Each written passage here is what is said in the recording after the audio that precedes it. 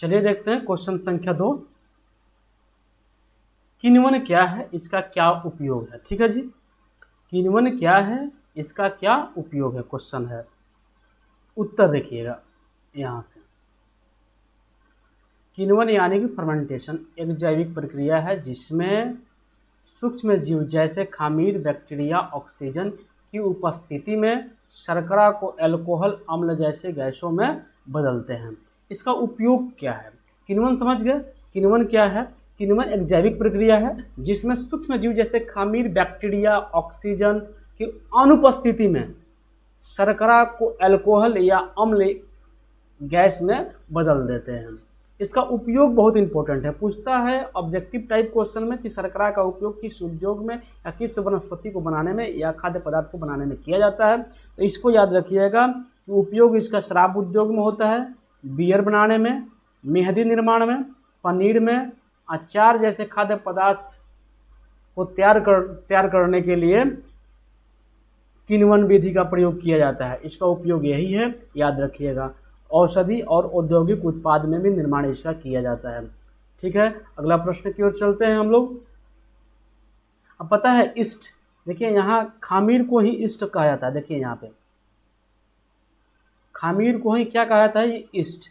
East का प्रयोग पाव रोटी उद्योग में, पाव रोटी का जो उद्योग होता है उसमें ईस्ट का प्रयोग करके यानी किण्वन विधि से पाव रोटी को बनाया जाता है। याद रखिएगा इसको भी, इस बात को भी याद रखिएगा कि किण्वन विधि द्वारा ही पाव रोटी का निर्माण किया जाता है। अगला प्रश्न चलिए देखते हैं।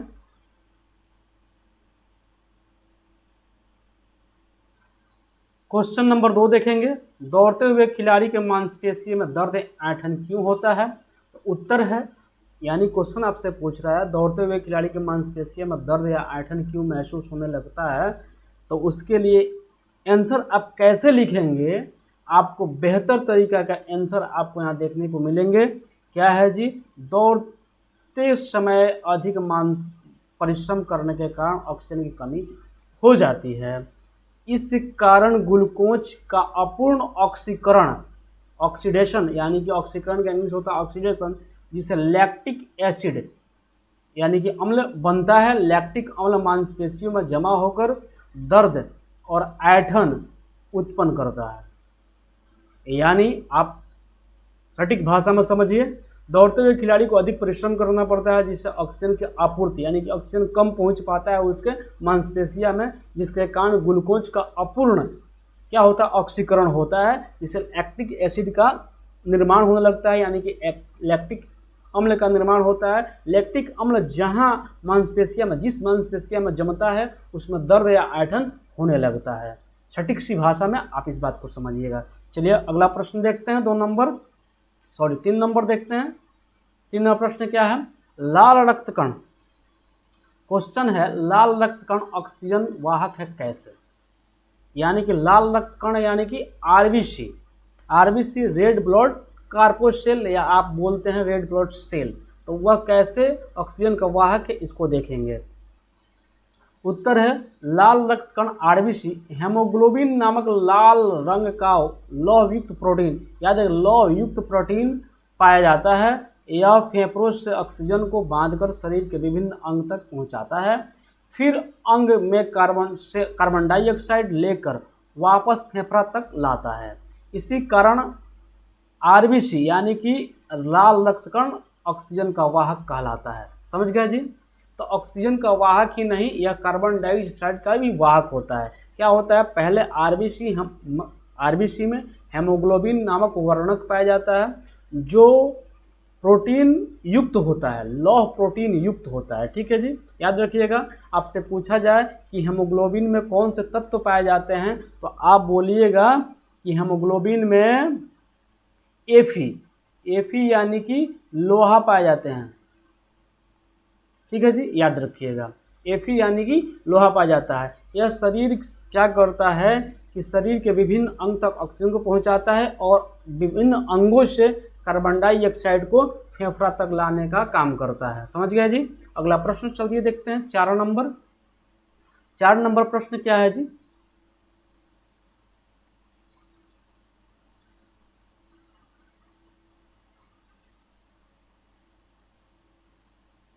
देखिए जीवाश्म क्या है, यानी कि जीवाश्म किसे कहते हैं। जीवाश्म कहते किसको हैं, अत्यंत प्राचीन जीवों एवं या पौधे के अवशेष जो पृथ्वी के परतों में दबे रहते हैं या दब जाते हैं और समय के साथ कठोर बन जाते हैं, यानी कठोर हो जाते हैं, उन्हें जीवाश्म कहते हैं।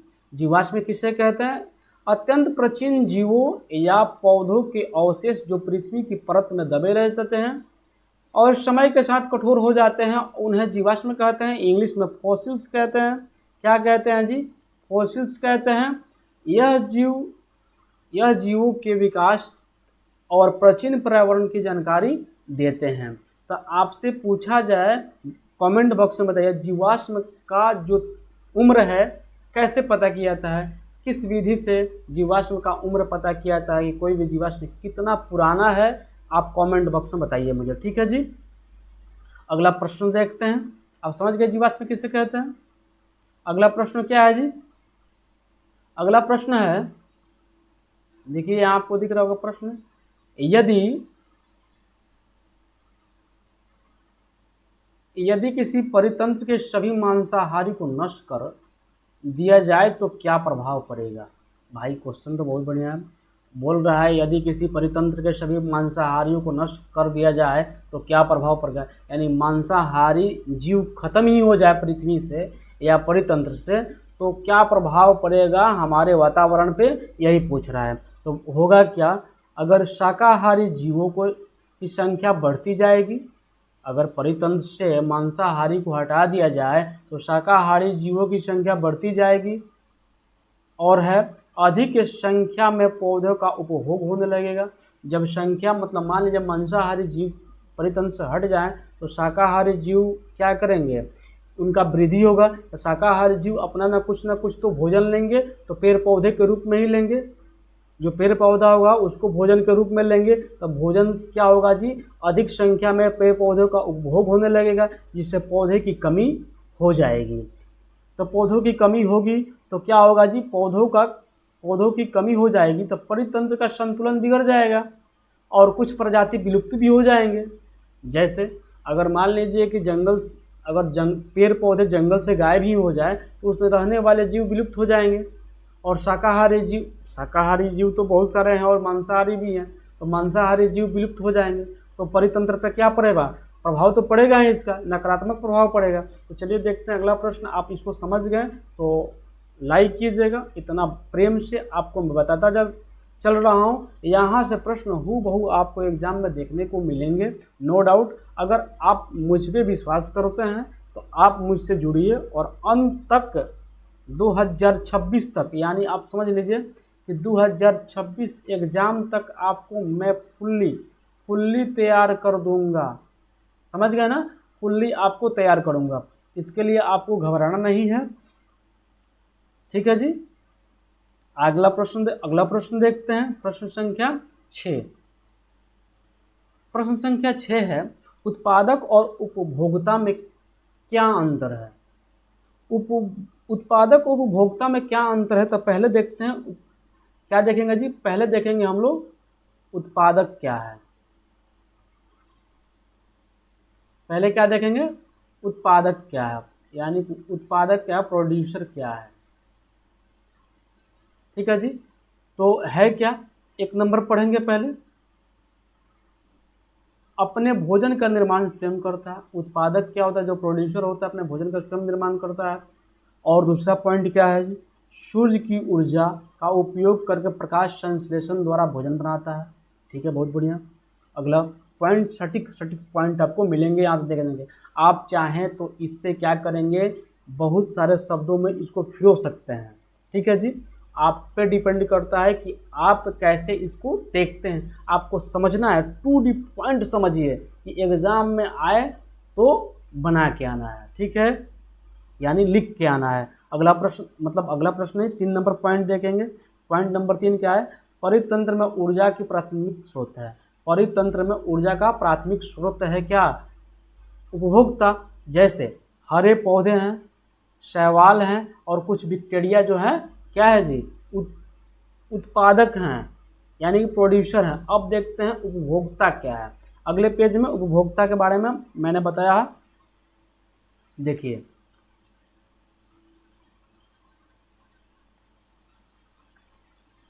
उपभोक्ता क्या है, कंज्यूमर, ठीक है।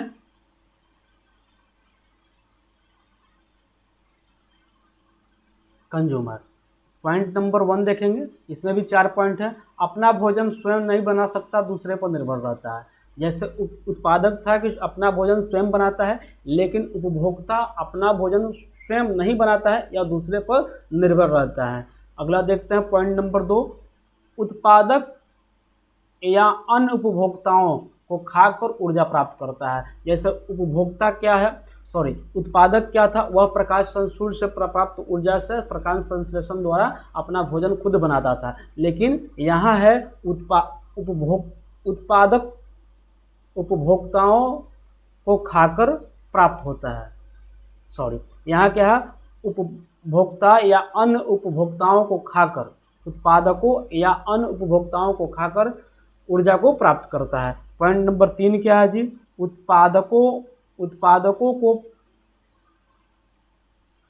उत्पादकों से प्राप्त ऊर्जा का उपयोग करता है। पॉइंट नंबर 3 क्या है जी, पॉइंट नंबर 3 देखेंगे, उत्पादकों से प्राप्त ऊर्जा का उपयोग करता है। पॉइंट नंबर 4 क्या है जी, मनुष्य है। जैसे में उपभोक्ता कौन कौन हो सकते हैं, मनुष्य, गाय है। जैसे मनुष्य निर्भर होता है किसी न किसी अन्य प्राणी या अन्य पेड़ पौधे पर निर्भर करता है।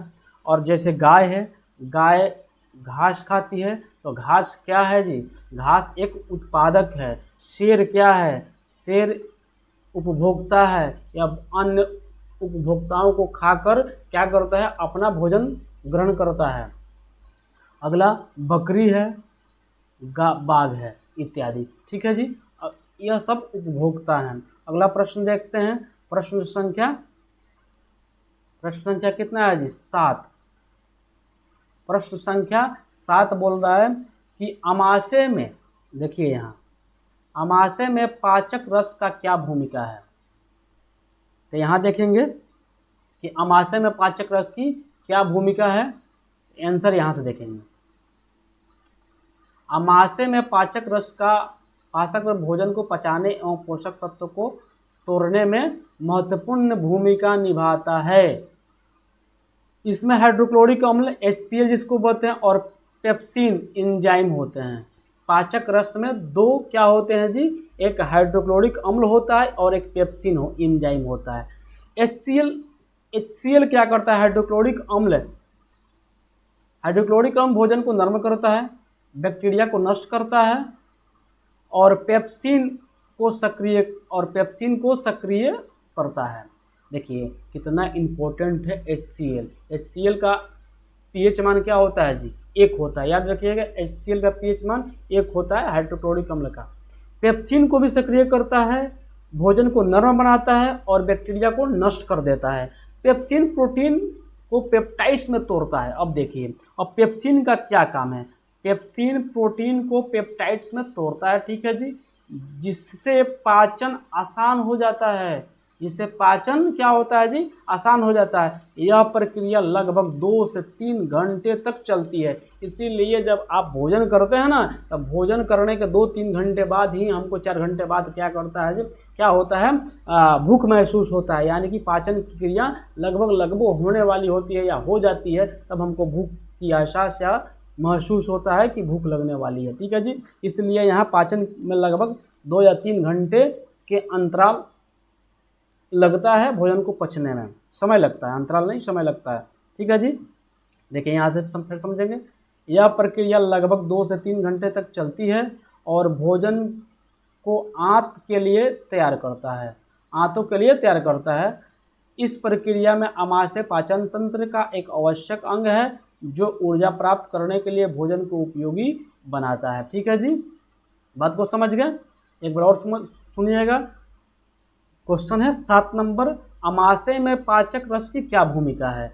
आमाशय, देखिए आमाशय में पाचक रस भोजन के पचाने और पोषक तत्व में तोड़ने में महत्वपूर्ण भूमिका निभाता है। इसमें हाइड्रोक्लोरिक अम्ल और पेप्सिन एंजाइम होते हैं। HCl भोजन को नरम करता है, बैक्टीरिया को नष्ट करता है और पेप्सिन को सक्रिय करता है। अब पेप्सिन क्या करता है? पेप्सिन प्रोटीन को पेप्टाइड्स में तोड़ता है, जिससे पाचन आसान हो जाता है। यह प्रक्रिया लगभग 2-3 घंटे तक चलती है और भोजन को आंत के लिए तैयार करता है। यह आमाशय पाचन तंत्र की एक आवश्यक अंग है जो ऊर्जा प्राप्त करने के लिए भोजन को उपयोगी बनाता है। ठीक है जी, यानी कि पाचन तंत्र जो है एक आवश्यक अंग है जो ऊर्जा प्राप्त करने के लिए भोजन को उपयोगी बनाता है। समझ गए? अगला प्रश्न देखते हैं, प्रश्न संख्या 8 देखेंगे।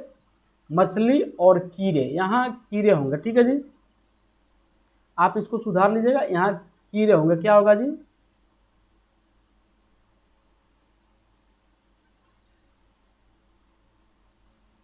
कीड़ा, याद रखिएगा।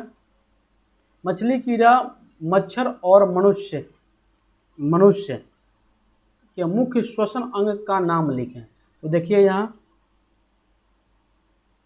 हाइलाइटर लेते हैं। मछली का श्वसन अंग क्या है जी? गिल्स, यानी कि गल्फर है। गल्फर का यूज क्या है जी? जो पानी में ऑक्सीजन ग्रहण करता है। और देखिए यहाँ सुधारिएगा थोड़ा सा, यहाँ कीड़े हैं, अपना त्वचा के माध्यम से ऑक्सीजन लेते हैं जो नमी के कारण संभव होता है। जो नमी होता है उसमें ही जो ऑक्सीजन होता है उससे ही कीड़ा मकोड़ा अपना काम चलाता है पृथ्वी के अंदर। मच्छर वायु नलिकाएं यानी ट्रेकिया होता है। मच्छर में क्या होता है? ट्रेकिया होता है जो हवा को सीधे शरीर में पहुंचाता है। मनुष्य में फेफड़ा, लंग्स एक प्रमुख श्वसन अंग है जो वायु में ऑक्सीजन लेकर रक्त में मिलते हैं। यह अंग इन जीवों के श्वसन क्रिया के लिए अनुकूलित और पर्यावरण को अनुसार कार्य करता है। ठीक है जी, अब समझ गए। मछली के लिए गल्फर है और कीड़े मकोड़े के लिए क्या है? त्वचा के माध्यम से करते हैं। और मच्छर जो है ट्रैकिया होता है, वायु नलिकाएं होती है। और मनुष्य के लिए फेफड़े प्रमुख श्वसन अंग है। ठीक है जी, याद रखिएगा। मछली के लिए गल्फरे या गिल्स है, कीड़े मकोड़े के लिए त्वचा है, मच्छर के लिए क्या है जी? ट्रैकिया या वायु नलिकाएं, और मनुष्य के लिए फेफड़े हैं। समझ गए? अगला प्रश्न की ओर हम लोग चलते हैं, प्रश्न संख्या 9। ठीक है जी, प्रश्न संख्या 9 की ओर हम लोग चलेंगे। क्वेश्चन क्या है? क्वेश्चन पूछ रहा है आपसे, मनुष्य में रक्त का द्विगुण परिसंचरण तंत्र क्या है? मनुष्य में रक्त द्विगुण परिसंचरण क्या है? अब देखिएगा यहाँ उत्तर है, मनुष्य में रक्त द्विगुण परिसंचरण एक जटिल प्रक्रिया है जिससे रक्त हृदय से 2 बार गुजरता है। क्या गुजरता है जी? रक्त हृदय से 2 बार गुजरता है। पहले रक्त फुफ्फुस परिसंचरण से फेफड़े में जाता है जहां ऑक्सीजन ग्रहण कर शुद्ध होता है। पहले क्या होता है? पहले रक्त फुफ्फुस परिसंचरण के माध्यम से क्या होता है? फेफड़े में जाता है, वहां ऑक्सीजन ग्रहण कर क्या होता है जी? रक्त शुद्ध होता है। फिर यह व्यवस्थित संचरण, अब देखिए, यह व्यवस्थित संचरण में शरीर के विभिन्न अंगों तक ऑक्सीजन और पोषक तत्व पहुंचाता है।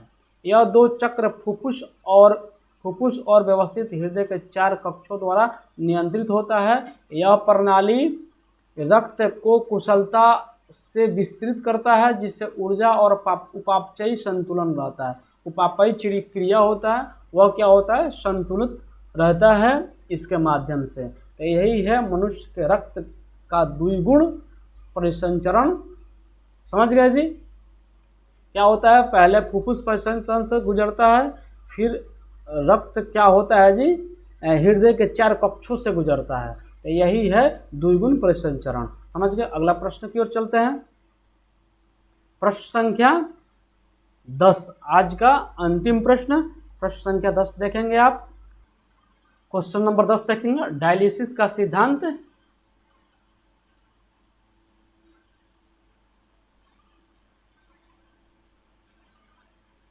क्वेश्चन नंबर 10 देखेंगे, डायलिसिस का सिद्धांत क्या है। डायलिसिस का सिद्धांत अपोहन और ऑस्मोसिस पर आधारित होता है। यह प्रक्रिया कृत्रिम गुर्दा के माध्यम से रक्त से अपशिष्ट पदार्थ और अतिरिक्त जल को निकालती है। जब रक्त डायलिसिस मशीन से गुजरती है तो इसके बीच अर्धप्रागम्य झिल्ली होती है जो विषैले पदार्थ को छानकर बाहर निकालती है। यह प्रक्रिया गुर्दे से विफलता में जीवन चक्र होती है क्योंकि यह रक्त को शुद्ध रखती है और शरीर को संतुलन बनाए रखती है। यानी कि आप समझ गए डायलिसिस सिद्धांत क्या है। डायलिसिस सिद्धांत फिर से समझाता हूँ आपको। देखिए डायलिसिस सिद्धांत क्या है, डिफ्यूजन और ओस्मोसिस पर आधारित होता है। यह एक कृत्रिम गुर्दा के माध्यम से रक्त से अपशिष्ट पदार्थ या अतिरिक्त जल को बाहर निकालती है। मेन पॉइंट यही है। डायलिसिस का सिद्धांत क्या है, डिफ्यूजन, जिसको हिंदी में अपोहन, और एक और होता है ओस्मोसिस, जिसमें अल्पोसमकता कहते हैं। ठीक है जी। और इसका कार्य क्या है, यह कृत्रिम गुर्दा की तरह कार्य करता है। गुर्दा ही है लेकिन कृत्रिम है, जो अपशिष्ट पदार्थ और अतिरिक्त जल को बाहर निकालता है। जब डायलिसिस मशीन से गुजरती है, जब रक्त डायलिसिस मशीन से गुजरती है यानी गुजरता है तो इसके बीच एक अर्धप्रागम्य झिल्ली होती है, यानी कि एक प्रकार का झिल्ली होता है जिसमें विषैले पदार्थ को छानकर बाहर निकालती है। यह प्रक्रिया गुर्दे की विफलता में जीवन रक्षक होती है।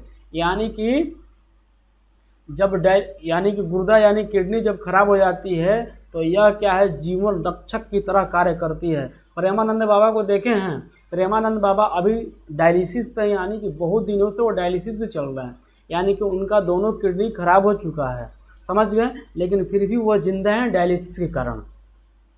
डायलिसिस मशीन कितना इम्पोर्टेंट है देखिए।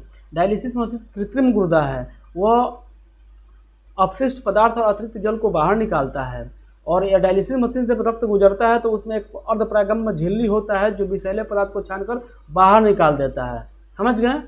तो प्रेमानंद बाबा की जय। प्रेमानंद बाबा, भगवान करे कि सब भगवान की कृपा उन पे बनी रहे और सब किसी की दुआ उनके साथ बनी रहे कि प्रेमानंद बाबा बहुत दिनों तक, मैं तो कहूँ अमर ही हो जाए, कि आने वाले पीढ़ी को भी वह ज्ञान और आशीर्वाद दें कि हमारे हिंदू धर्म या और भी सारे धर्म के लोग जो उनको पूजते हैं वो हमेशा उनके सामने रहें।